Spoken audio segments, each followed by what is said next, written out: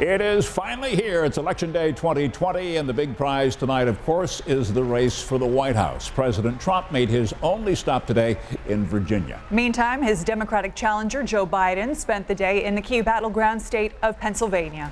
Good evening once again. I'm Keith Ranford along with Ashley Rowe. Voter turnout expected to be a record breaker here in Western New York and really all over the country. There are several key races locally as well, with congressional races and seats up for grabs in the state legislature.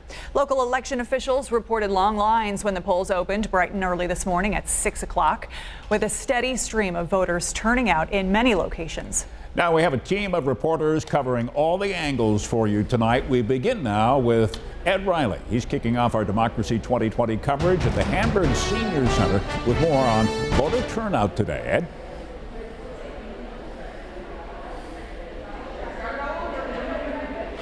It is finally Election Day 2020. One of the first things that you'll notice here at the town of Hamburg Senior Community Center is that the poll workers, the voters, and even reporters have to wear a face mask. One of the other interesting things this year is that 40% of Erie County voters have already cast a ballot, either through absentee or early voting.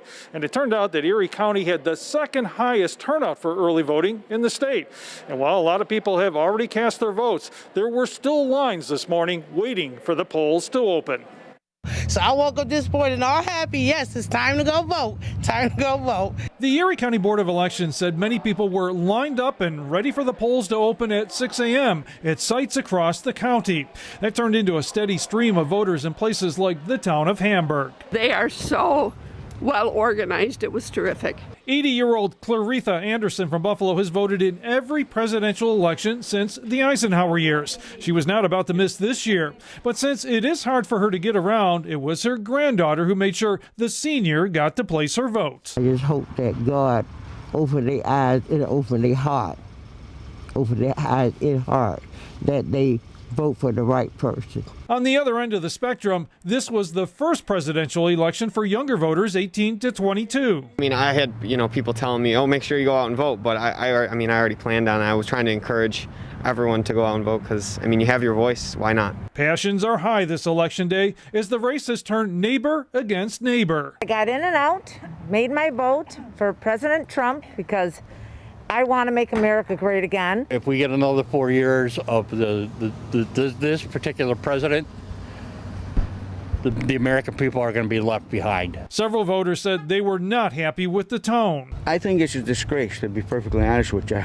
But many feel the huge voter turnout this year offers hope for the future. I think the turnout for early voting has been historic, and hopefully it is a sign. We saw generations coming together this election day, like Kyle O'Mara pushing a 70-year-old friend into a polling location.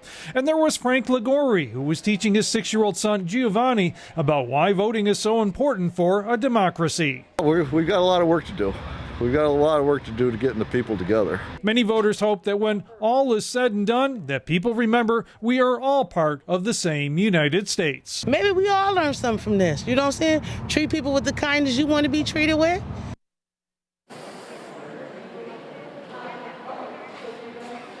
The Erie County Board of Elections told us that by law, it cannot start counting those early votes until 8 o'clock this evening.